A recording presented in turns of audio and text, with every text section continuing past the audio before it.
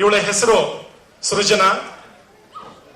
ಇವಳು ನಮ್ಮ ಟಿವಿಎಸ್ ಸಂಸ್ಥೆಯಲ್ಲಿ ಸುಮಾರು 19 ವರ್ಷ ಕೆಲಸ ಮಾಡಿದಂತಹ ಶ್ರೀ KH ಸುರೇಶ್ ಈಗ ತುಮಕೂರಿನಲ್ಲಿ ಇನ್ಕ್ಯಾಪ್ ಕಾರ್ಪೊರೇಷನ್ ಅಲ್ಲಿ ಕೆಲಸ ಮಾಡ್ತಾ ಇದ್ದಾರೆ. ಅವರ ಮಗಳು.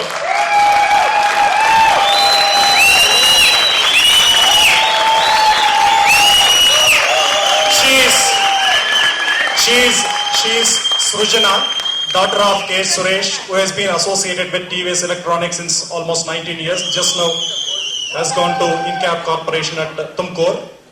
She is a wonderful dancer. ಒಂಥರ ಗಣಿ ಅಂತ ಹೇಳ್ತಾರಲ್ಲ ಹಾಗೆ ಸೌಂದರ್ಯದ ಜೊತೆ ನಾಟ್ಯವನ್ನ ಹುಸಿರಾಗಿಸಿಕೊಂಡಂತಹ ಒಂದು ಮುದ್ದು ಹುಡುಗಿ.